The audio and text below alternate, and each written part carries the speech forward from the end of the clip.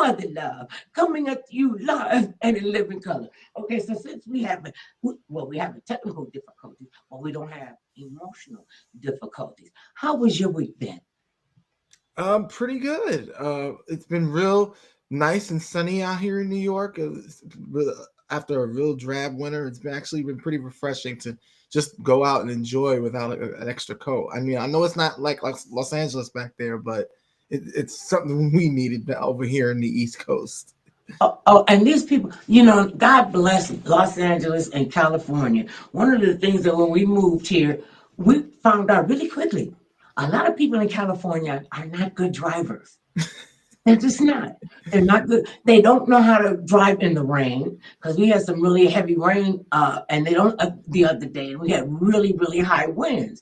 As what they don't know how to drive in the rain, in the wind. I can't even imagine what they would do in snow. And this is a culture that they pack up their stuff. We live in sunny California. It's all fabulous and sunny and everything. And you can get up. Put on all your winter clothes. Have your skis on the top of your car and your snow. What is it? Your snow plow. It's not a snow plow. What is it? But you know your little rider that they ride through in the wintertime in the snow. And they deliberately, on purpose, go to snow. They go to snow. And then after they get finished being wet and wild and snowy, they drive back down the hill from Big Bear, wherever they are, Lake, wherever they are. And they drive down here, drop off their snow stuff, put on their bikinis and their trunks, and they go out on the beach. I know you guys, I know it's bad. It's really bad. And the fact that we can do that, well, you all can do that if you're not here from here and you come down here. I don't understand why people would go to snow on purpose. And see, Right. we come from back east when it get cold, and have you ever been so cold you can feel your bones cold? Oh God, yes, yes.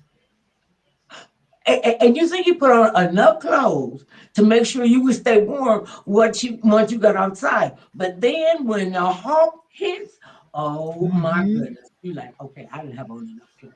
When we were little kids, we actually wore snowsuits, and you have on the suspenders to get your snow pants on. You have to go in the layers and put your top clothes on it. And they used to heat our socks up in the oven. They didn't burn them, but they would heat them up in the oven. That's when they told me I didn't know how to cook. Okay, so yeah, I Mm. put 2 pairs of socks in the oven. Okay, and burning sock is a terrible smell. Just let me tell you. Speaking of terrible smell, you have been well. No, I shouldn't even say speaking of terrible I smell. know. Okay, you know I'm all. I know. I took a shower later. Okay, you did see nuts. See, and I got on my green hair for St. Patty's Day and my green beads. I got on my green apron because I've been in the house wifing all the day long, fixing food for our son who rarely comes. So then I asked Kitty, my husband, to go get me something. He said, you need to stop cooking. They're not going to eat this much. And I go, well, if they don't eat it, they could take it to the children. And he was like, Mhm. I'm like, are the kids coming with you? He's like, no, I want to have my mother and father to myself. And I tell people all the time, he's a very spoiled, very selfish guy. And he's my very spoiled and very selfish son. And I love him to pieces. And speaking of loving people, way back in the day, that's what the kids say, way back in the day, right? Way back in the day, people were watching uh, the television show that I hosted called Forgive and Forget. And I know there are people that are watching that are listening because we had the son of one of the guests call up and say, oh, that's my mama on your show. Remember that? Remember that? Mhm. And so, and you have been so gracious and so just so loving to me. And I know people love me, but you really, and not but, and you have shown me love. I mean, it was just like you and I were supposed to meet each other. You and I were supposed to be together. Or you're just really crazy and really easy to entertain. Or all those things. Oh, all, all of the above. Okay, so now what Shaq has done, go you tell him what you did, what you done did. So anything happen, I'm throwing him up there. I will never throw you under the bus. Okay, maybe not. Maybe not. You could. It's okay. But what I did was I Well, first and foremost, I was a huge fan of the show as a child, and I loved it then. But then when it started rerunning on Bounce TV in 2013, I decided that I may not ever see this show again. So I decided that I'm going to get. I did not have cable, so I said I'm going to get.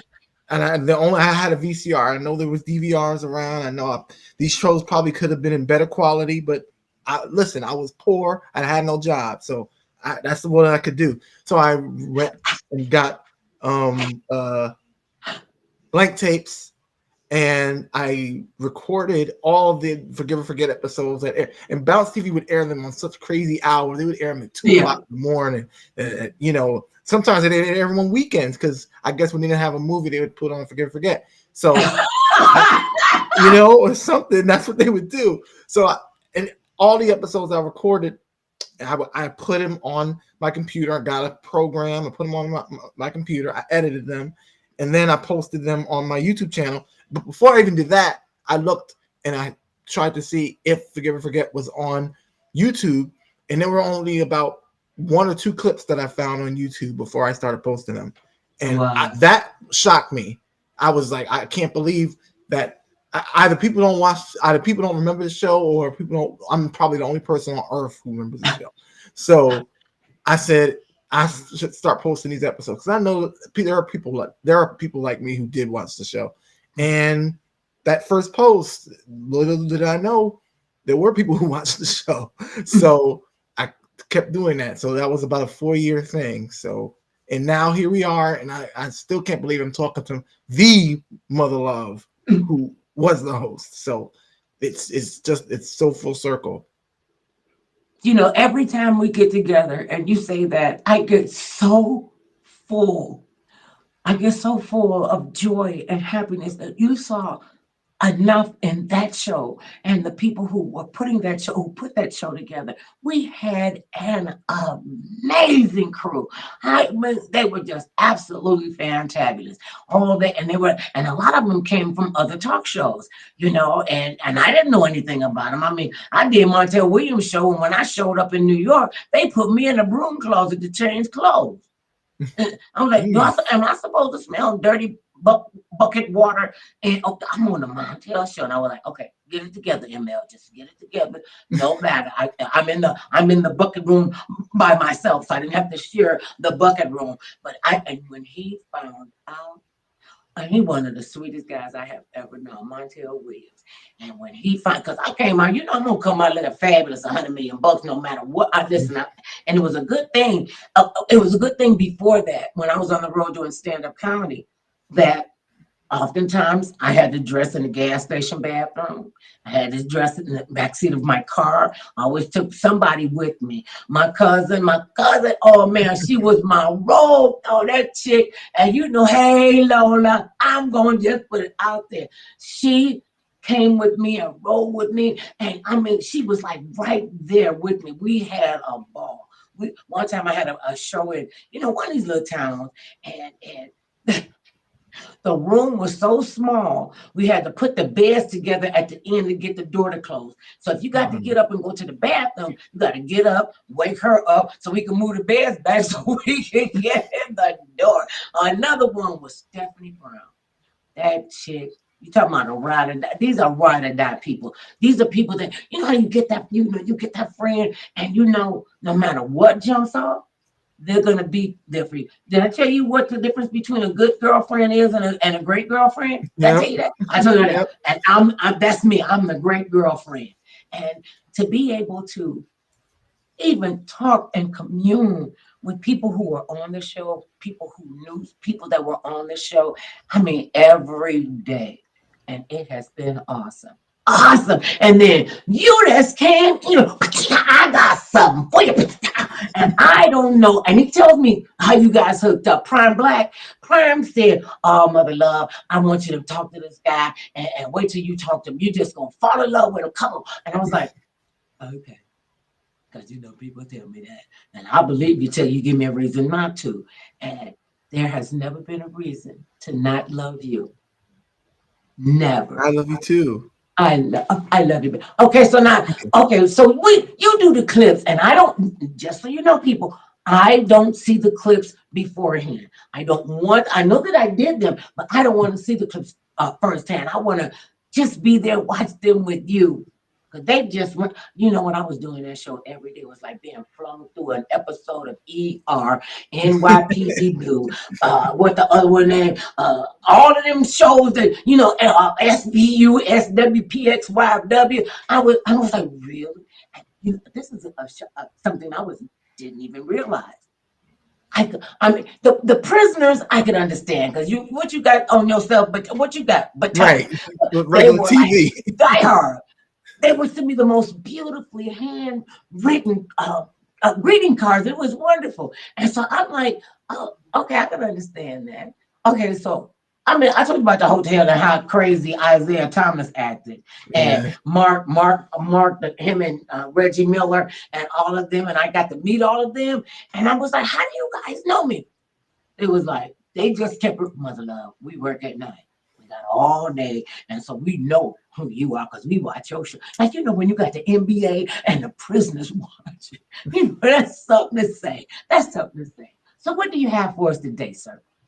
Well, first, bear with me because the stream, technical difficulties, so it's kind of lagging. So if it lags, please don't put that on me. Put that on technology. But these clips, you were just talking about NYPD Blue, and again, you haven't seen them. I haven't told you about them, but it's such a appropriate thing to say about NYPD Blue. I would say a lot of these clips that we've picked today are like Dateline episodes, if you know what I mean.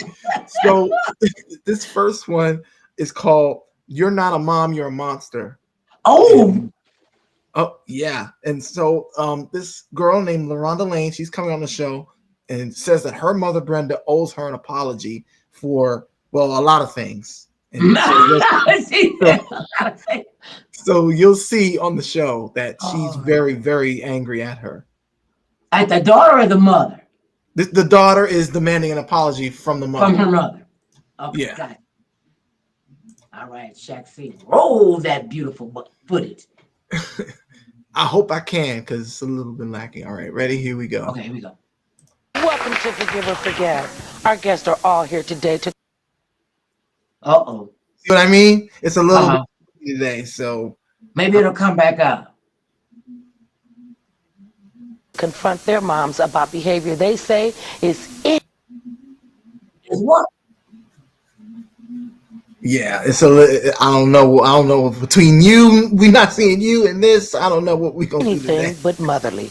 Let's hear what our first guest has Oh, here we go. You know what? Actually, I think I could do something. Let's see. to say. I got I wonder if I could stream through my tablet. Can you see? Because we may not be able to do it here. Let's see. Okay, no. In the refrigerator, it's a platter, a white platter that has. All right, let me try this. No, that's part of the dinner. Wait, what happened? No, that was part of the. And there's locks. No, I made my own locks. Mother love, I'm gonna try to do it I'm gonna try to do it through the my tablet because this computer is giving me Acting ugly. he double hockey sticks today. So let me see. Can you see this? I can see you. Okay, so with my mom, who I let me see. usually don't. All right.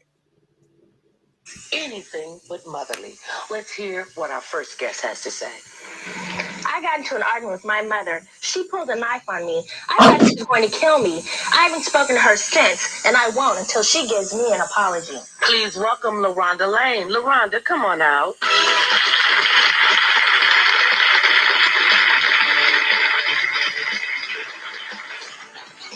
Hi, LaRonda. Hi. Now, your mom Brenda's with us backstage, and she'll be listening to what you have to say. You say she pulled a knife on you? Yes. What happened? Okay, well, it started out, I decided to spend the last 2 weeks of my summer, not Christmas vacation, before I went back to school with my mom, who I usually don't talk to. She's my biological mother. And I decided to stay with her. And she has problems, drug addiction. She's overcome all of those, but she started, I guess, drinking again. And alcoholics are not supposed to drink, of course. And so I wasn't feeling well one night, and she wanted to take me to the hospital. She had been drinking, and I told her she did not have to. My friend was going to take me. I didn't want my mother at the hospital like that.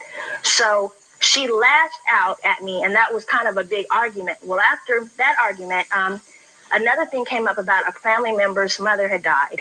And I told her, you don't need to handle business like this, intoxicated. It's not the right way to handle business. And she lashed out at me. Her girlfriend was there, and she lashed out at me and told me I didn't know what I was talking about. You're 20. You're not grown.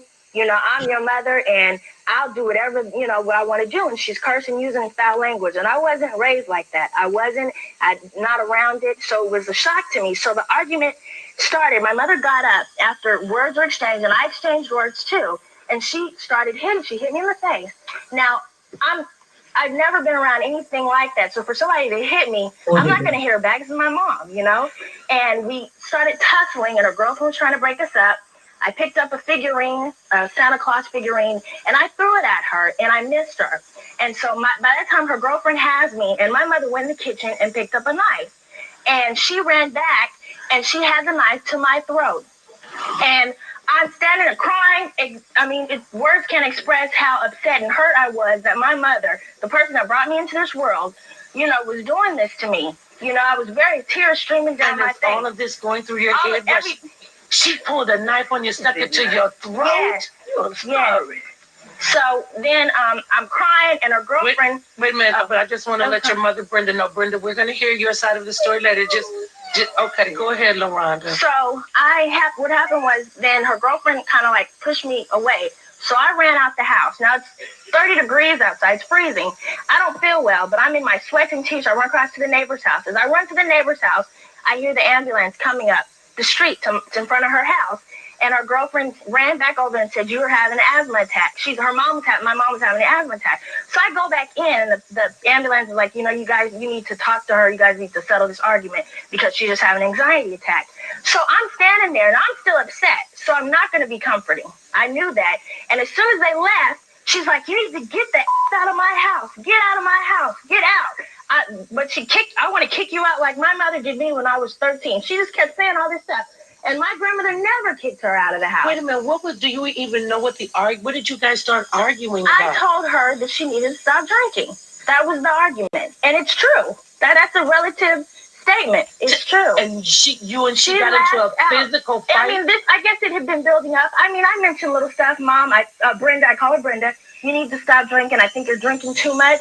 And she's always thought of me as very sedity, snobbish-like. And so I guess she took it to that nexus. This was built up anger. I don't think it just comes out in one different little argument. Had you and she ever got into a physical fight like she has? I've always been the one to, out of my brothers and sisters, calling her, to say hello, sending her little cards to say hi, thinking about you, because my brothers and sisters do not talk to her. So and after doing that, my mother would be drunk and call me at my aunt's house or my house and curse me out and would not remember it the next day, and I tell my mom, which is my grandmother is my mom, I would always say, I'm not talking to her anymore. Wait, so your mother didn't raise you? This mother did not raise me. No. So what's your relationship been like since then? I have not spoken with her since then. She broke up my relationship with my boyfriend. She told him lies. We all worked at the same place. The very next day, she told him. He didn't even know what had happened because I hadn't talked to him yet. And he's like, how could you disrespect your mom like that? I don't care what anybody says.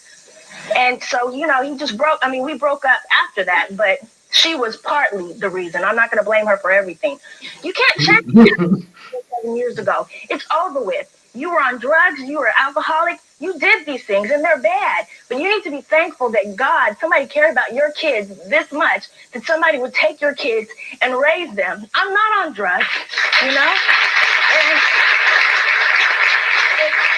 it hurts, It hurts to think that she would I'm staying with you for 2 weeks, and you would treat me like I'm some gutter piece of, whatever on the street. She didn't think of me as a child that day. And when you're intoxicated, you're not going to remember all the things that happened. But it angers me that you're going to sit there and not even admit. And that's what I want. I want you to admit that you were wrong. Is that not why you? That's why I brought her here today. Not just for that incident, because I got over that. You didn't kill me. It wasn't my time to go. But that kind of hurt. Did you really think that she was gonna do? In my head at that time, and I wasn't feeling good. I had taken some ibuprofen. Of course, I'm like, what? The way she came at me was like she was fighting someone in the street, like two, I hate to say crackheads would do, And what I've seen on television, this is something out of Cops. My grandmother never raised me around fighting, around anything like this. This was new to me, so I didn't know how to react. I'm scared, I'm 20 and I'm an adult, but I'm still young in the sense that I'm not. And this is smart. Still your mother, and you were frightened. Right. Well, LaRonda, your mom has heard your side of things. If she's willing to give you the apology that you're demanding, she's going to walk through the door when we get back from our break. We'll be right back. And even with technical difficulties, because what I did, since you can't see me with the technical difficulties, just hearing her and hearing the angst in her voice and hearing how she couldn't understand what was going on with her mother. And and they always say when we drink too much, you forget about what happened yesterday. Did I really do that? No, I didn't do that. One of my girlfriends a long time ago, we would go out to the nightclubs and we would go, bar hopping and what have you, because we had it like that. Never walked in, never got into a place where we had to pay, like the admission fee, or never bought a drink, because, we were all just, and they loved us. And she is a beautiful woman. Okay. She got so drunk. And this was the worst part about it. She got drunk in a neighborhood bar that everybody came to. People's mother went to it. People's daddy, and she got up on the bar. She started taking her clothes off at the end of the bar, and so I thought she was having a hot flash. She started taking off her sweater. She took off her dress. She was put it on, and nobody was paying attention. All of a sudden, you heard, "Oh my God!" She buck naked walking across the bar. I was like, okay. And they looking at me, well, you brought her here. I was like, well, I didn't think she was going to strip naked. So I got her clothes, and when she got to the end, one of the guys just threw her over his shoulder, and he said, let me put her in the car for you. She just put her clothes back. And yeah, so I understand about people getting so drunk, and they forget what they do. They forget what they say. Even in my drinking days, I would say stuff, but I would always remember I cussed somebody out. And what they say, liquor don't lie. Okay. Right. But sometimes liquor does lie. It tells the story that you want in your head to be the truth. And oftentimes it is not. Okay, so when I was going to say, when you pull the laptop up again, if you tilt it, just a little forward, it'll probably take care of some of the pixelation. They were coming in, and I could see she got on a blue checker shirt, and her mother sitting in the back, and behind the door. Well, she wasn't behind the door. We don't know that yet. So this is what, if you could just, maybe we can get through that technical piece. Okay, can you see it like this? If I do this, or this? It's still okay. That one it's on you, but now you look like you okay. It's okay. We got the gist of the story. Okay. Let's just see it. We got listen, I'm in radio. Yeah, this is like old school. Yeah. Yeah, right. So I'm glad at least you can hear it. Don't even be concerned about the screen. Let's just hear the story. Yeah, at least you can hear it. So that's good. I'm glad you can. Hey, look, him got on his forget shirt. I don't have mine on today. Right?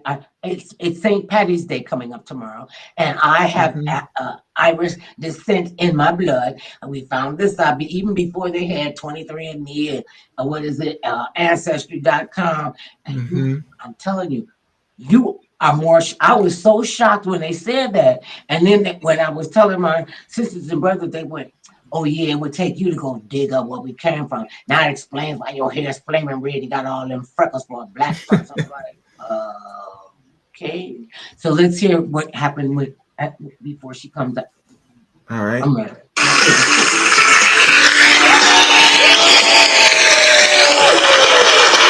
We're back. And LaRonda Lane is about to find out if her mom will finally apologize for pulling a knife on her during a heated argument. LaRonda, are you ready to take your place? Yes. All right, go stand in front of the door. All right, LaRonda Lane, let's open that door. It's not there. It's okay, you know. It's all right because 3 people know what happened. And she's fine for not coming through that door, but she will never speak to me again. Ever. Never. I promise you This that. is LaRonda. I understand that you're angry, you're really angry right now, and that you are making every effort that you can to at least try to have some kind of a relationship with your mother. But to say never, And I mean that. women, well, don't So- just jump the gun just yet. You know, we heard what you had to say, and for whatever her reasons are, she did not walk through that door. Let's find out what they are. So, Brenda, tell us, why didn't you come through the door? Because she's lying. I did not pull no knife on my child. I went to the kitchen and broke down and cried and got sick.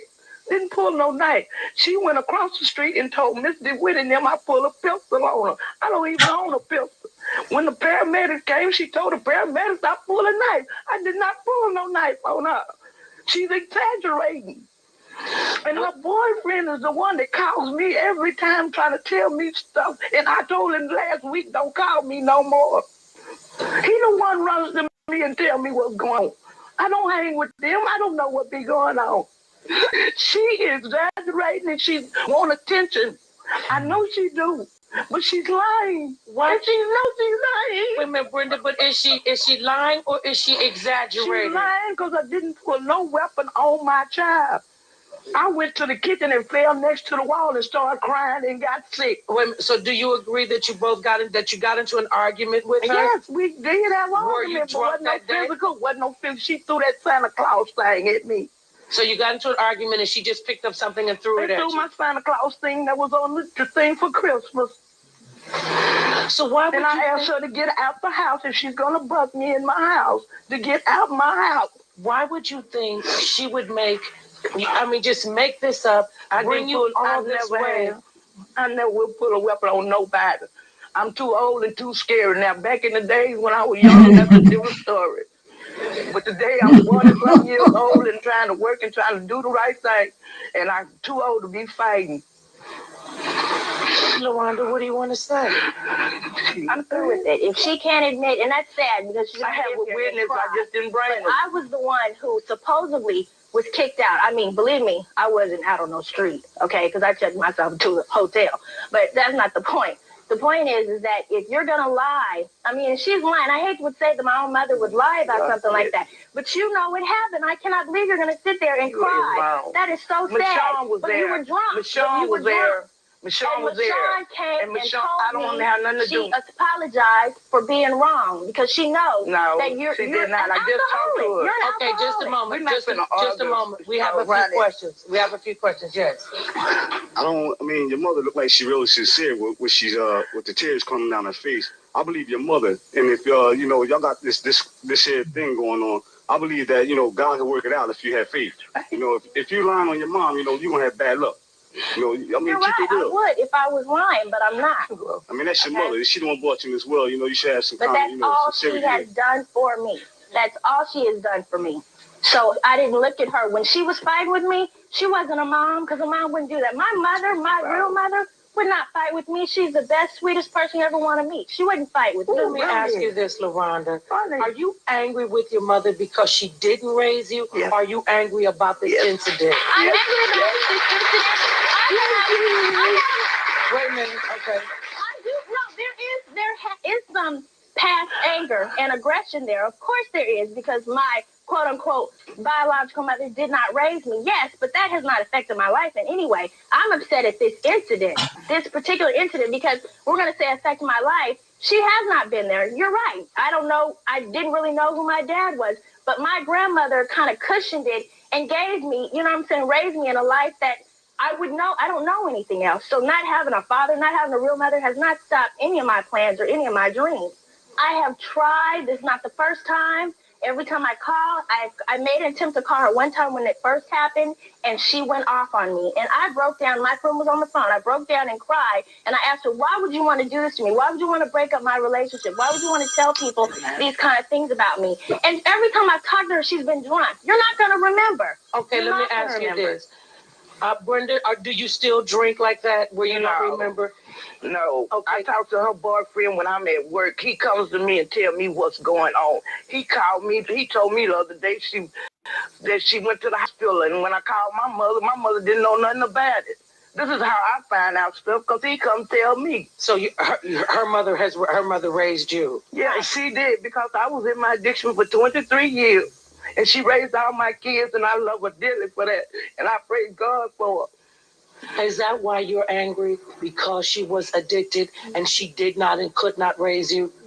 But do you give her credit at all for having the presence of mind, even in her drug-induced state, to take you all to her mother, to have you raised in a good life? She didn't take us. That's okay, well, whatever. Story. Whatever. I do. Okay, let me ask you this. I'm thankful that she. Okay, well, let me ask you this, LaRonda. Let me ask you this. You said, I don't ever want to speak to her again. Can you turn around in that monitor, look her in the face, and tell her that to her face? I don't. Until she can honestly admit. No. Okay, and turn around. No, I can't. Can't tell until you honestly admit to me, and not even to anybody else, because nobody else matters, to me, and apologize for doing what you did. We can't have a relationship at all. At all. And if that's what it has to be, that's fine. You lying. Okay, well, Brenda, let me ask you this then. Can you apologize for the incident? I mean, you admitted, and tell me if I'm slipping, but did you all admit that you hear her say there was an incident, you did get into an argument? Can you at least apologize for that part of it, for your responsibility in that part of it? Could you do that? I mean, that's a start, LaRonda. It's a start. She needs counseling. It's a start, but she needs counseling. And I'm not saying I don't need counseling. Okay. Wait a minute. We're making progress here. We're making progress. Okay, yes. What's your question? If your mother had such a problem, she couldn't have been forgetting too many things that night because she remembers she got sick. That's your mother regardless. Why would you pick up an object to throw at her first? Because, and I'm not saying that's right, but in the heat of the moment, she's hit me like 3 times, okay, by this time, and her girlfriend's like pushing me out the way. I'm trying to defend myself. So I picked it up. I missed her. I didn't even hit her. Okay, so Brenda, are you willing to try to get counseling? Yes. To work with your daughter? Yes. Are you willing to get counseling and go with your mother to try to help mend this awfully tore up fence that the two of you have between you? If she can apologize for this, because this made me. It affected me in more ways than you guys will know at this point. Okay. If nothing else, we can see that. And for you to come back from that door and say, "Oh, this doesn't matter to me. It's all right with me," you could tell that to somebody else. You're right. Because you're right. it is important to It you. is. I wouldn't be here. Exactly.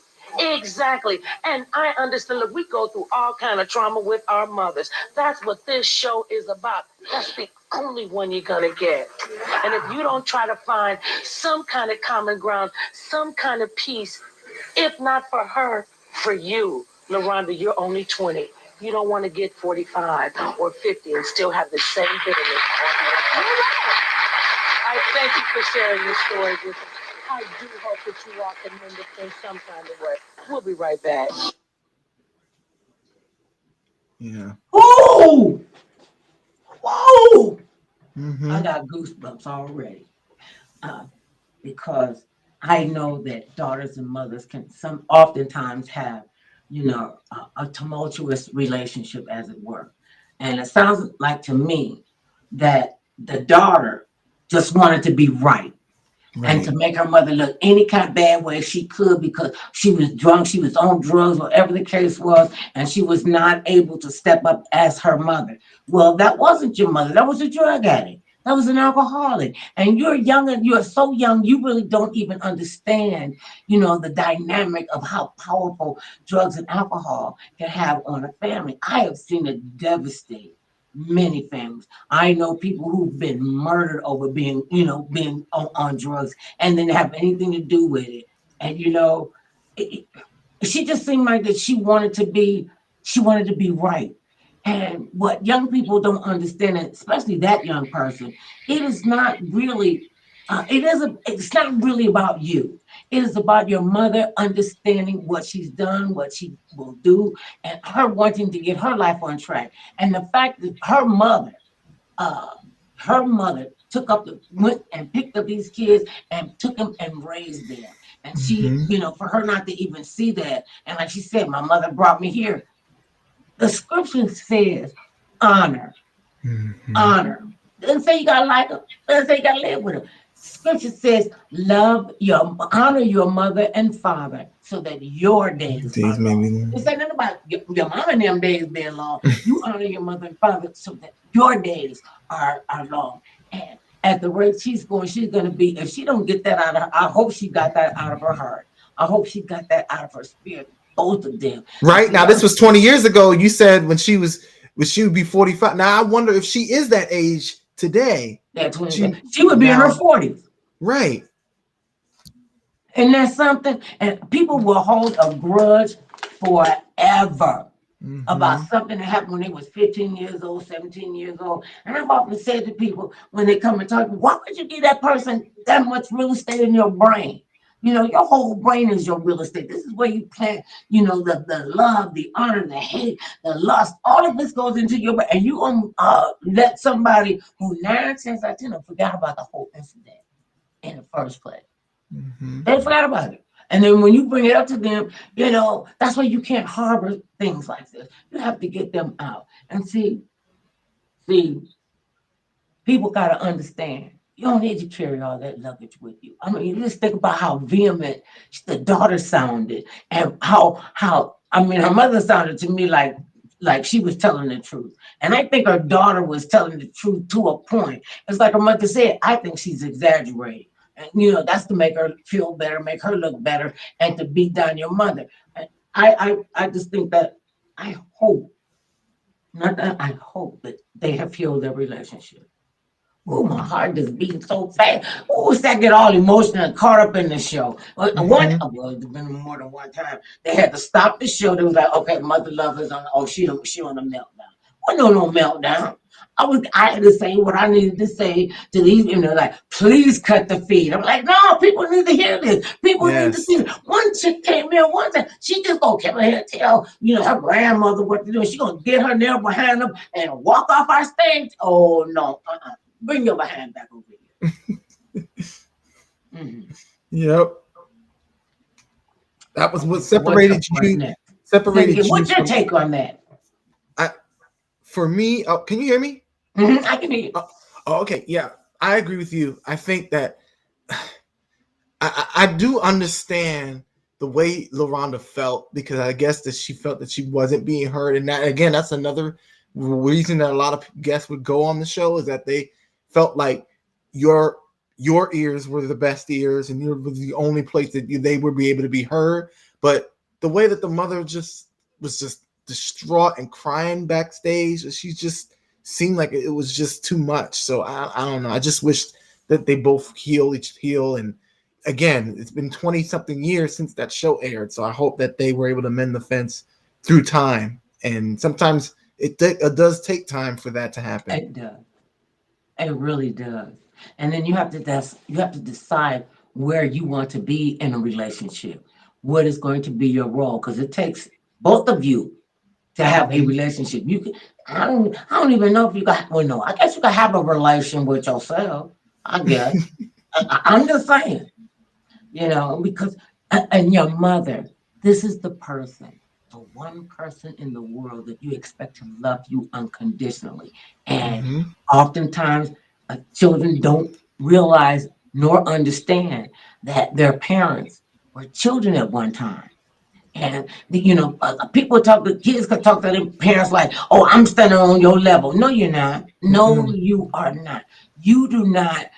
You are not allowed to be rude and disrespectful for your mother. If you got a bad mother-daughter relationship, son-mother relationship, if it's too much for you, it's time for you to step away and find out about what your foundation is going to be. Are you gonna always be harping on, oh, she did this, she was a drunk. I thought, this is the one, this is the only time I was like really ticked off. When she said she picked up an ornament or whatever it was Mm-hmm. and threw it at her mother. I Mm-mm. would have been feeling my feet would have been coming out my ears. I've even thought about doing anything like that to my mother. I was like, let me get away from her because she is a force to be reckoned with. Okay, what's up next? All right. So this next episode is called "My." Well, prepare yourself for this title. My husband is not a child molester. That's pretty deep. Yeah, it is. So Iris Pinckney's cousin accused her husband of molesting both her teenage daughter and their 3-year-old baby, and it was a long investigation. Iris's husband was cleared of all the allegations, and now Iris's cousin's lies nearly destroyed her family. So Iris is asking for an apology from the cousin. So The one who was supposed to be the child molester. right. Okay, So here we go. yeah, this is pretty. Now I'm gonna try to stream. I got a different browser open, so hopefully this will work. And I got it open, so don't But mind the the. audio is working well. All right, so don't mind the mess over here. So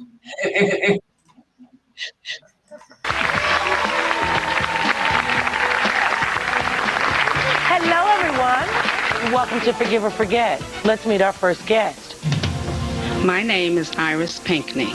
My cousin accused my husband of molesting both her teenage daughter and our 3-year-old baby. After a long investigation, my husband was cleared of all the allegations. My cousin's lies almost destroyed my family. She owes us an apology. Well, we have Iris's cousin, Siobhan, live backstage with us today. Siobhan?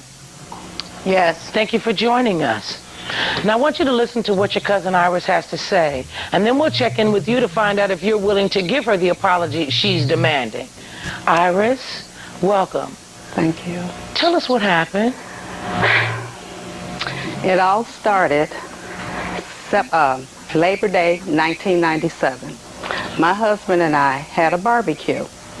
It was my husband, myself, my daughter Jasmine, Siobhan, her daughter, her niece, her great-nephew, her boyfriend, 2 of her boyfriend's friends and their children, and a co-worker of my husband and his wife. We had a barbecue. We had a great time that day. Everybody had plenty to eat. We played games, and at the end of the night, as everybody was leaving, thanks for having me over, we all had fun, including her daughter walking out the door. Thanks, Nikki said I can have her shoes, had a good time, bye. The next morning, Siobhan and I are on the telephone talking, going over what happened the night before at the party, talking about what everybody did. Suddenly she said, hold on a minute. And when she came back to the telephone, she said, I'll call you back. Click, and hung up. So we were in the process, my husband, I, and my teenage son were cleaning up the house, putting it back together from the party. I was upstairs putting some clothes away in the linen closet. Say 10 minutes after I hung up the phone with her, I hear her burst in my back door. Where's Iris? Where's Iris? She runs upstairs. I'm in the hallway, and what's wrong? I'ma kill him. I'ma kill him. I'ma kill him. He been messing with my daughter. He been messing with my daughter, and he messed with Jasmine too. And I'm like, calm down. Wait a minute. Who? What's going on? She runs down the stairs and out the back door. My husband is sitting downstairs. My son is in the kitchen. They both come to me. What's going on? What's wrong with Siobhan? I'm like, I don't know. She said somebody's messing with Trina and they messed with Jasmine. So she never called who was messing with her daughter's name? Not then. Okay. So I picked up the phone and called the house because she only lived maybe 5 minutes away from me. And her daughter answers the phone. I said, Trina, is your mama there? She said, no, she's not here. I said, Trina, what's going on? What did she tell your mother? My son is standing here. My husband is standing in front of me. She said, I told my mama Donnie been messing with me. My world just dropped. And I told her that he's been messing with Jasmine too. And that wasn't the first time. I mean, what you mean that wasn't the first time, Trina? What happened? What did he do? Back when y'all lived in that apartment, he fell on my chest.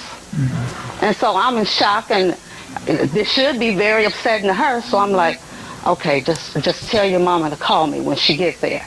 So I hang up the phone, and I will know, as dark as I am, if all the color rinsed out my face or what. But Donnie's like, what's going on? My son is, what's going on? What's going on? I say, Trina said you molested her. And you molested Jasmine too. What was your first response when you hear your husband is accused of doing this to another child and your child? And I just started shaking.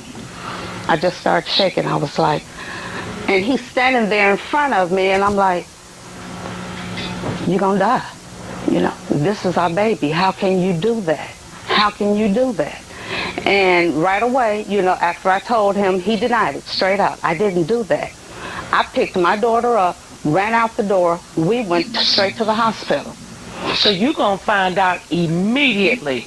This is your husband. How long you and he been married? At that point, 5 years. I don't know of any perfect marriage, but we've worked on a lot of our problems. Everything that needed to be worked on, we've taken the steps to work on those problems. And I don't know if it was something in his past that might have caused him to be a molester. I didn't know.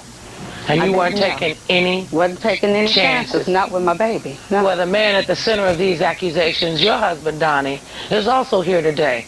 Let's bring him out. Donnie, come on out.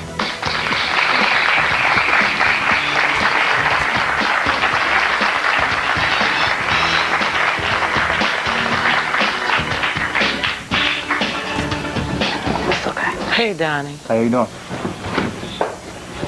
Somebody accused you of a horrific thing to not just a 15-year-old, but of, this is your baby too? Right. Of your own child. And how old is she at the time? She was 3. This is a baby. I got chills running up and down my back, y'all.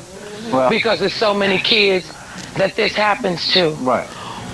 What went through your head when your wife is telling you you're being accused of this?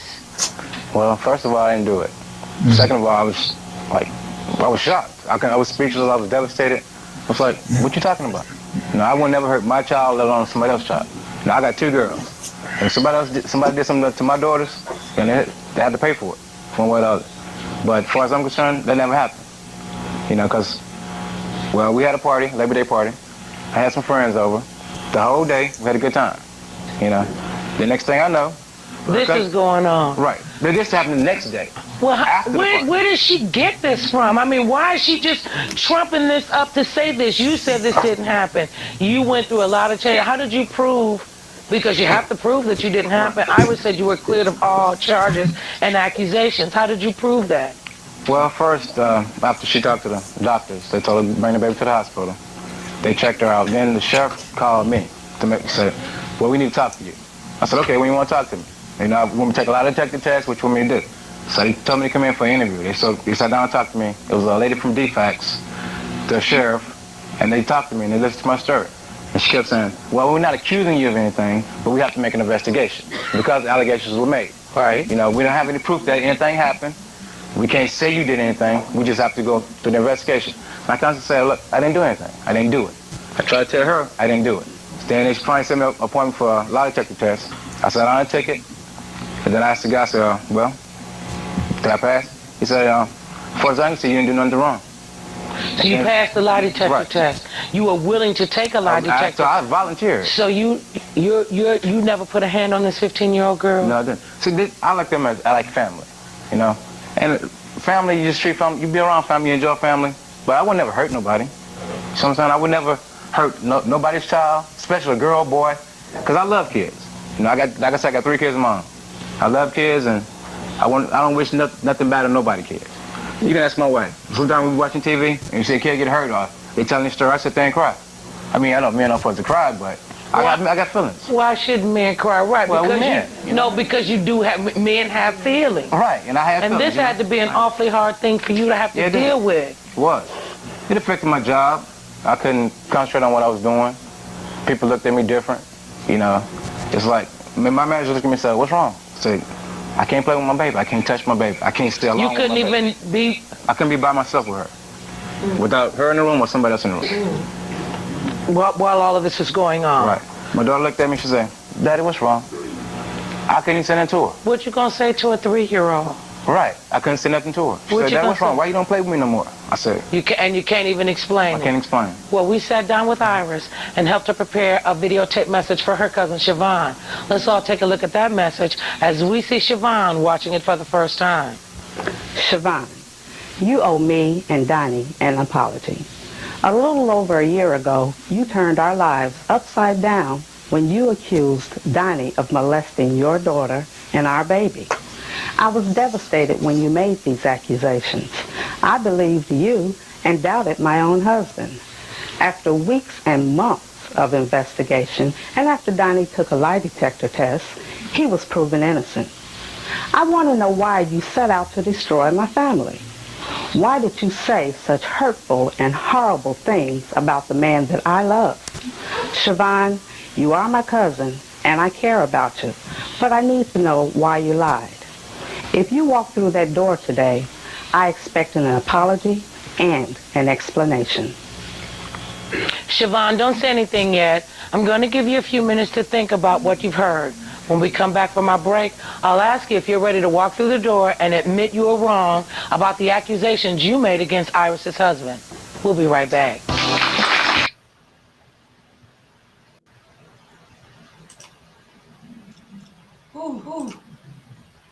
Yeah. Man, I lost your altogether. Oh, there you are. That's really something. That is horrific. And I have seen those actions by a family member who was going through with the family, literally not just molesting the little kids, but literally raping the teenage daughters. Mm-hmm. And this was one of their relatives. And I know how devastating that can be, and that's not something that you lie about. And then to not expect anything to happen to you, not expect any kind of backlash from that. Yeah, y'all cousins and, all of that, y'all family, that's her husband. And I couldn't even imagine what was going through Siobhan's head that would make her even say, oh yeah, your husband is molesting my daughter and your baby. I mean, that just sounds crazy to me. Okay, all of it sounds sometimes. And I'm so sorry, y'all. It's okay. I am just so sorry. I just wasn't gonna let them wreck that show. And I wasn't gonna let them wreck my reputation and me. And okay.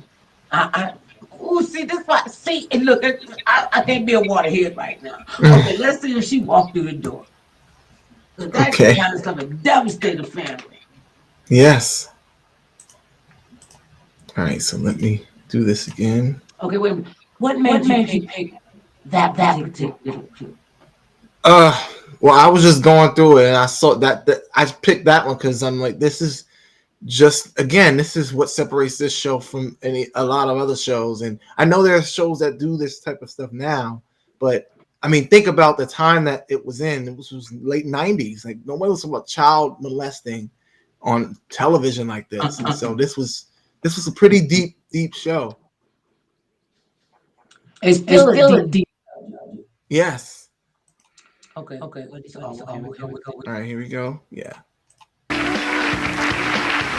We're back talking with Iris Pinckney. She's still furious with her cousin Siobhan for making what she insists were false accusations of child molestation against her husband Donnie. Iris, if Siobhan is willing to admit that she was lying about those very damaging charges and apologize for them, she's about to walk through that door. Are you ready to find out? Yeah. Go take your place in front of the door.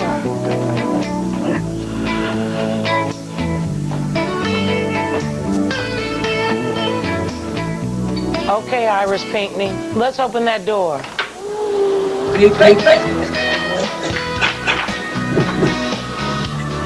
That's not gonna make her be there.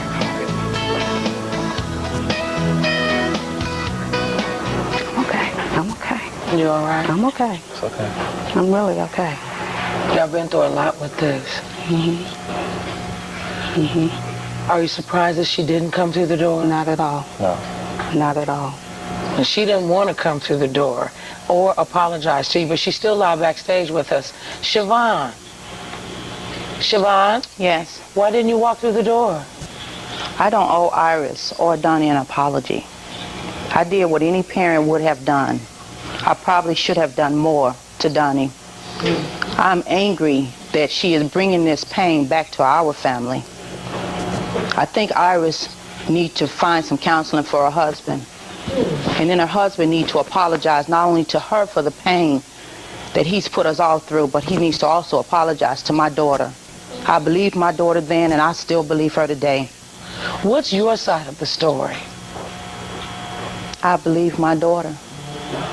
I don't believe my daughter would lie. We were all too close for that. And on one of me and Iris' final phone calls, that's what Iris said to me. She did not believe my daughter would lie about something like this. That she did. Well, oh, did you say that? She said our final phone call, but our final phone call was maybe 2 days after the incident occurred. I had all kind of feelings and doubts then. I had no idea what was going on. Did you ever take Siobhan to see if she had been assaulted? Did you take her to the doctor to get her checked out? We went to defects. We talked to investigators. We've had investigators. No, but did you take her to? You took her to the doctor? No, there was no sexual activities between them two. If that's what you're asking me, she did not tell me that he tried to insert. What did she say to you? She told me that he threw her down on the bed and tried to pull off her clothes. She kicked him in his private part, and he left the room. Did you do that? No, I didn't. Did you ever touch her? Did you throw her down on the bed? No, I didn't. The only people that was upstairs at the time was me, her boyfriend's son, and my baby Reggie. Okay, so there were other people upstairs.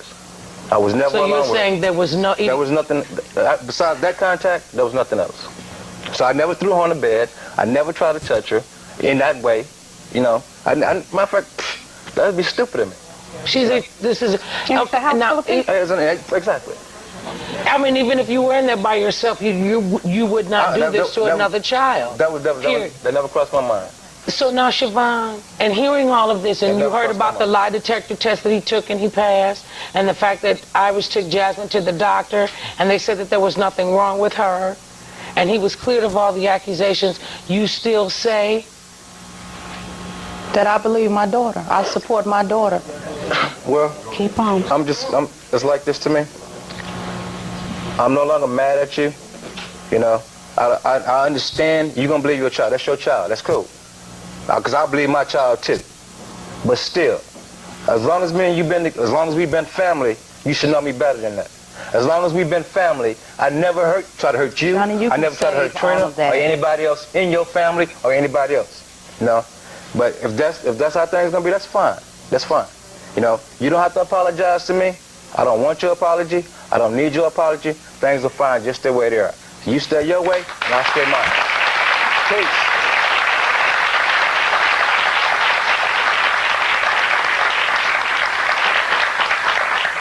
Siobhan, you want to say anything? I really don't. This is just sickening to me. He needs help. That's all I have to say. You know, and that's well, your you opinion. tell me. So you're telling me that anyone out there that is a parent, if your child came and told you this, not at all, not at all, not at all, not at all. I would not tell you that under any circumstances. And any parent who would not believe their child. You know how many kids are out there who have been assaulted, who have been molested, and the parents wouldn't believe them? No, you have to stand up for your child.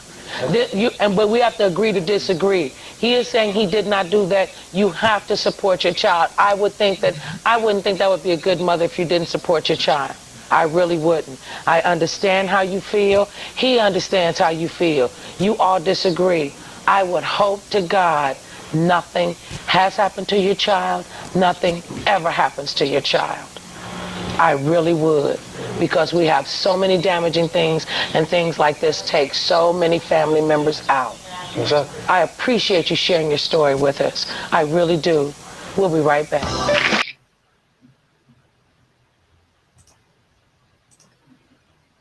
You got to believe your child. You Yeah. got to believe your child. And oftentimes parents don't believe their child. Oh, that didn't happen to you. My boyfriend wouldn't do that to you. Your daddy wouldn't do that to you. No, Hmm. uncle wouldn't do that to you. And oftentimes it is a family member. And to tell a child, you better not tell nobody about this. This is our little secret. Right. Did you think he was telling the truth? I don't know. He gave me bad vibes. I mean, the way he was laughing, and I mean, he didn't really outright answer the question that he passed the lie detector test. I mean, the wife didn't want to believe it, and I don't know. He just seemed funny to me. I don't. So Yeah. I'm not sure if I believe him too much, but there's nothing we could do. I do wish that you guys had like a lie detector test and so that they could actually do take a test, but that obviously that Okay, wasn't but we the all case. know that lie detector tests Right, are they're not not admissible. admissible in court. So, Yeah, to get a lie detector test, it could be yay or nay because people will beat the lie detector test if you know how to beat it. yeah, and there's And a lot of it just stuff on the didn't seem like internet to me that about it. he would be clever enough to beat a lie detector test. Right, That's just me. And this kind of thing will rip a family apart. And I right. hope and pray that know these many years ago that your lives, all of your lives, are better than they were then. And you're stronger as a family. Because you can't Hmm. pick your relatives. You can pick your nose, you can pick your ears, but you can't pick your relatives. Hmm. Oh, so what do you think about the cousin who is in what's her name? Sharonda? Siobhan. Siobhan. I love her name. Siobhan. I like you said on the show. I, she was right. You always believe your child, no matter Oh yeah. what, regardless. So I, I can't fault her for not coming through the door because she just felt that way, and then they felt that way, and sometimes Mhm. that's the way it happens. But yeah, it would be a mistake, and it would be irresponsible if you came on there and be like, well, no, he since he passed life sentence, you're supposed to come out there and you're supposed to be like, oh, okay, whatever. No, sometimes things happen like that. So it happens all the time. So All it's the not the time. first Still, time. that know these many decades later. Well, it was only two. Nonetheless, you're a parent.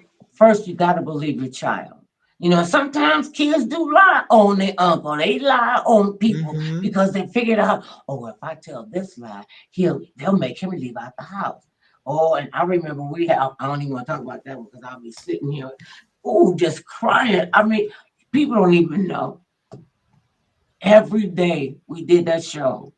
The the hair and makeup people said, Mother, you're a real hard taskmaster because you won't keep your face on. You let your feelings be on your sleeve, eyelash be on your cheek, where you done rubbed your eye trying to look like you. I'm looking like a professional talk show host. And I'm like, oh my God. Oh my God. This is really something. I Hmm. think we should do it again. We have more another Yes, clip? We do? Okay. absolutely. Oh, we do have another clip. Yeah, I was just wondering if you, I don't know, it's your show, so Wait a minute. What did you say? Oh, did you hear me? I heard it, but it was kind of jumbled. Oh no, I was saying it's your show, so whatever you want me to do, I'm at your service. Oh, I am here to be of service. So we got one more. Yes, we do have one more. Okay. This clip is called.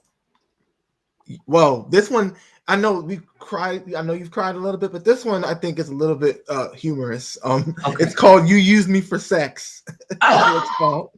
So, Desmond Brown came on the show No. to demand an apology from her ex-boyfriend Donald. She says that she let him play her for a fool. That Donald said that he used Desmond for money and for sex. They have a baby daughter, and now he's questioning the paternity of that daughter. So Desmond's demanding an apology for all of those things. Okay. And So this is the guy demanding an apology. no, the woman. This Oh, is the that he only used her ex-boyfriend, for sex. right? Okay. This is the ex-boyfriend that's backstage that she's asking for an apology. Okay. All right, here we go. Back to this. Third Love. I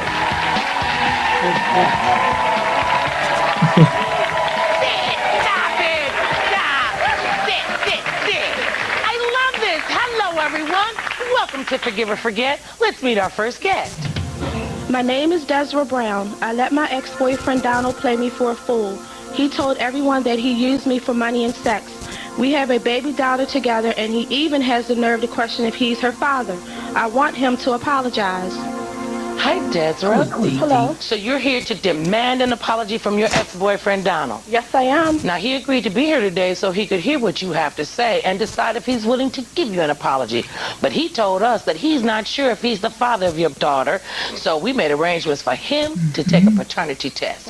Later in the show, we'll find out those results, and based on what he's heard here today, if he's ready to give you the apology that you're demanding. Now, let's get to your story. Tell us about your relationship with Donald. Well, I first met Donald back in 1995. I was living with my grandmother, and he was living with his parents right next door. He asked me for my telephone number. I gave it to him, and he called me, and we kind of like hit it off from there. So, when did you start, getting into the good part or feeling like he was using you? When you first started going out with him, was everything cool, or did he start out with with him using you? Everything was cool at first. We would go out to eat. He would pay for it, to the movie, whatever. Everything was fine at first. When did it start to break down as far as you can see? I would say probably a couple of months into the relationship. What happened? He started using me. How so? For sex, money, a place to stay, whatever he could get. But now, see, when women say, the man was using me for sex and money and whatever he could get, he could only do what you allowed him to do. Exactly. So what were you how much money were you allowing him to get from you? And what would he come to you for money for? Well, he said he needed some money to get his car fixed. And sometimes money for food or whatever he needed it for. If I had it, I would give it to him. Oh, you would? I would. So you never said, look, Donald, I'm not giving you anything, get a job, anything? Not really, no. Oh, so you why do you feel like he was using you if you were willing to give him money and sex and whatever else he wanted? Well, to be honest with you, I thought everything would change. He would change. Did it, when you got to the point that you felt like, wait a minute, something's not right here, he's using me, didn't no ever occur to you to say to him, no, you're not getting any, no, I'm not giving you any of my money, I'm not giving you any more of me, and you're not eating no more bologna sandwiches, get out? Yeah, it crossed my mind. Well, what stopped you from saying that? Because I thought maybe he would change, things would be different. Different how? What is he gonna do? What I'm trying to find out from you or get you to see, he can only do what you allow him to do. Exactly. And if it got to the point where you felt like you were being used, it seems like you would have said no someplace.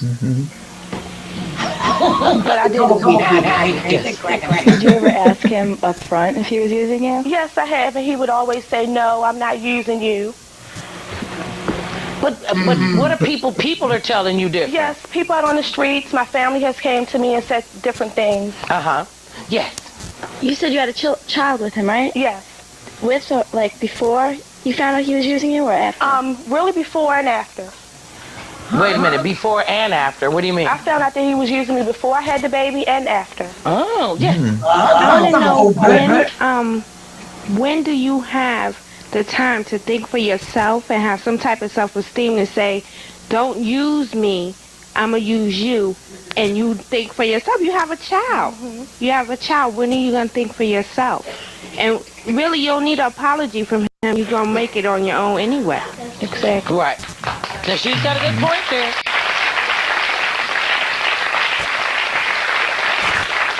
Well, Deborah, what do you think about what this lady just said about thinking for yourself, and if you're feeling like he's using you, for you to cut it off?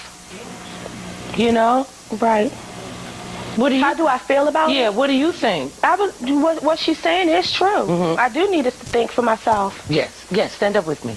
Yes. What are you going to do if he apologizes? Are you going to take him back? Are you going to make him change his ways before you let him back into your life? I probably would. Really, I don't want to have a relationship with him anymore. I just want him to take care of the baby. So I just want an apology from him, for the things that he has done to me. Okay, why does he not think that this baby is his? Because at the time, around the time I got pregnant with the baby, I was in a casual relationship with someone else, and I know the baby's his. It's no problem. I know she belongs to him. Okay, but why is he questioning it? I don't know.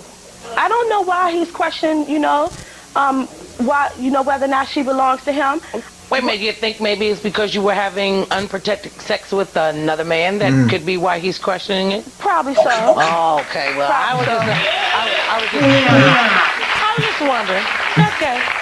Okay, Desiree, you know Donald took a paternity test before today's show, and I know you're more than ready to find out the results. And if Donald decided to apologize to you, we need to take a little break. We'll find out if Donald's baby Imani's father right after this. Okay, that's what. Sometimes they be trying to make it they go along. That's another one. She just, I don't want to be wrong. I don't want to be wrong. Yep. Okay, you are the one who would give him money, a place to stay, you feed him. Why should he, go any further than that? He could, what they say. Why you gotta get the cow? No, you gotta do something with me. I'm gonna get it. Why you want to just milk the cow? Get the cow? Yeah, you know what I'm saying? Yeah, right. I have the cow and get the milk for free. There you go. Okay, I knew. Yeah. The guy would know how to put those. It was just all jumbled up in my mouth. And the fact that this is what cracks me up looking at this in retrospect. The people in the audience, I mean, they're making notes with each other. The looks on their faces are like, what? Wait, what? And I love that there were so many young people in the audience. But there were all kind of people in the audience. Only thing we couldn't do was have children there unaccompanied. And I told you we had the greatest crew, we had the greatest staff, we had the greatest guests, and we had the awesome audience. And when it started standing up for me, if y'all don't sit y'all behind, that's when the show started. People started getting familiar with you, so that's why they gave you that standing ovation. Yeah, and I would feed them. We'd go get pizza. I'm like, I ain't so tired of them eating pizza, because we would shoot 2 shows a day, 3 days a week, Tuesday, Wednesday, and Thursday. And that's 2 shows. And then they did a thing called a wraparound, where I had to put the same outfit on, and they could put, different segments together. And they were fluid. They were very fluid. Nobody would have ever knew that was the outfit I had on 2 weeks ago. And we tried to build another show. And we usually had maybe 8 to 10 shows a week that were ready to run.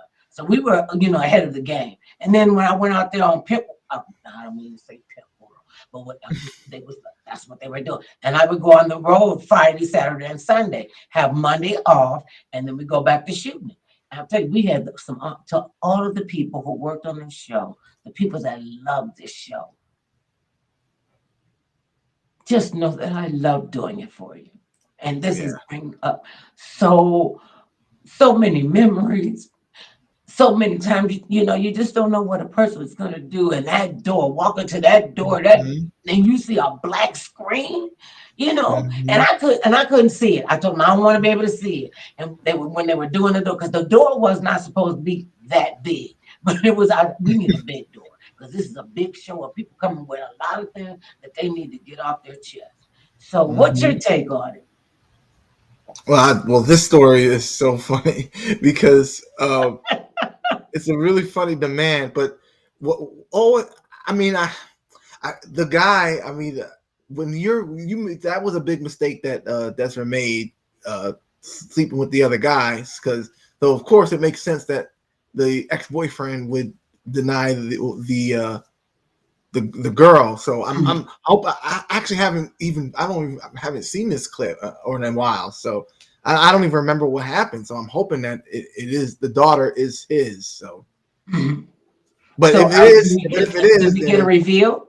I believe we do. Okay. But so I'm hoping that it is. But if it is his baby, then I hope that she apologizes to him for making that mistake, so that he didn't have that in his mind. Oh, okay. That makes sense. Yeah. So, all right, you ready to see it? Hell, I'm as ready as I'm going to be. Okay. Let's get back to This is so awesome. this. Welcome back, everybody. We're here with Desiree Brown. Desiree demanded an apology from her ex-boyfriend, Donald, because he told the world he just used her for money and sex. And she says he's refusing to admit he got her pregnant. He says he's not buying it until he gets paternity proof. Well, we'll get to the proof in just a minute. Desiree, if Donald is ready to apologize to you, he's going to be standing on the other side of that door. But, oh, girlfriend, you know he might not be there. That's just a chance you're taking. Are you ready to find out if he's on the other side of that door? Yes. Go take your place in front of the door. No. And very kind. That was Okay, Desiree, let's open the door. Ooh. I mean, really?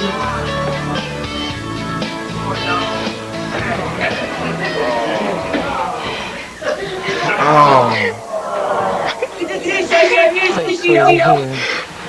Even though Donald decided he doesn't owe you an apology, he didn't want to walk through the door. He's still joining us live backstage. Let's see what he has to say. Donald? Oh, Donald. Yes. Why are you refusing to apologize to Desiree? Well, first of all, she's making it seem like we've been together since '95. It really wasn't like that. We've been seeing each other off and on since that. When we first were together, it was it only lasted for about two months at the most. And the reason was we rushed into it. And every time we ever decided to get back together after that, or tried to make something out of it, she would try to rush everything, just like before. And I would always say, no, we gotta take our time and you know, just become friends first. And she never was willing to take the time to do that. And she would do things in the meantime, which I was very appreciative for it. I was not using her for anything. I never used her. If anything happened between us, the sex or anything, the money, it was always offered to me. I never used her. And Wait, you offered him money? No, I didn't. Okay, wait. So, but you said whatever she did for you was appreciative. What kinds of things did she do for you that you appreciated? Basically, as far as the money part is concerned, she's a giving person. She's a very nice person. And you didn't take advantage of her kindness? I don't think I took advantage. I don't consider anything taken advantage of. I mean, because when she has ever needed anything and I had it, I would give it to her. I never used her. And she would, like, maybe after a short period of time ask me, where do we stand? You know, what kind of relationship do we have? And I try to explain to her, we gotta, you know, spend more time together. We gotta, you know, do more things. We can't just rush and have that kind of relationship that she wants in such a short period of time. So that's when she would come to the conclusion is that true? That she was being used. Is that true? Do you feel like you were rushing him, or I don't not? feel like I was rushing anything. I really don't. You're gonna bring me on national TV and do this, right? You don't ever have to worry about seeing the baby no more. Oh, wait. All you gotta do is take support. That's all you gotta do. Wait a minute, well, let me ask you. See, you know what, I gotta tell you this. Now, see, I was, you know, I feel for you. I really do. And I understand when you see somebody that you like and you want to be with them and you're willing and you know that you're ready. I wouldn't say I really want to be with him. Okay, all but wait a needs minute. to do is take care of the baby. That's it. Wait a minute. Why would you say to him, right here on national TV, wait a minute, why would you say to him, all you have to do is pay child support, you ain't never got to worry about seeing your baby? Well, he didn't say nothing about the baby. He talking about with you. I mean, is that right for you to just cut him off from his child? Yes, it is. No, it's not. No, it ain't. You just mad and maybe you ticked off because you didn't get the results that you wanted. But to sit up here and say he shouldn't see his baby, is that your baby, Donald? What do you think? In your heart of hearts? I think it could go either way. I got the information. You took an HLA test, a human leukocyte antigen paternity test, blood samples from you, Desiree, and baby Imani. You are 99.44% Imani's father. This test, no, wait a minute. Oh, shit, yeah. I just want you to know, Donald, this test will hold up in court. And Desiree, wait a minute. You got a really bad attitude. Because two people see differently in a relationship. You have a child together. This is her father. He has, you said during the break, I asked you, I said, does he help you with the baby? You said, yeah, he doesn't. That's why you didn't understand why he wanted a paternity test. Because he's there whenever you need something, he gives it to you and the baby. Now, did y'all hear her tell us that? Now, that's what you said. So then you're going to sit here and say, because he's telling you, we need to go slow. Oh, cut it off. Oh. Well, see, that's what happens when I take stuff. That's okay, but that's all right. We can meet consensus about this. Yeah. I mean, really. See, now, a lot of times people want to come on the show to humiliate somebody. And then when it doesn't go their way, it was like, oh, well, how come you didn't agree with me? Because you were sitting on TV lying. You know? And I understand what he's saying. I understand where he's coming from. She wants to rush into it right away. Okay, let's do the thing. Oh, I'm pregnant. Oh, I wish to get married. Oh, he was like, I've been knowing you for like what, 2-3 months? Yeah, you got pregnant by me. Okay, but he didn't even. For him to question that says to us, she could have been fooling around with somebody else and just happened chance she got lucky. Because a man ain't gonna, once you do that, but men always say that, how you know that's my baby? How you know it ain't? My mother didn't used to say, mama's baby, daddy's maybe. That's why I think they came up with the paternity test. And I just think she was looking for an out to humiliate him because he wasn't doing what she wanted to do in a time frame. And the guy said, look, I'm cool with that. Okay, but just let's go slow. Put a brake pad on here someplace. Let us get to know each other and become friends. And I personally, I think she jacked that up.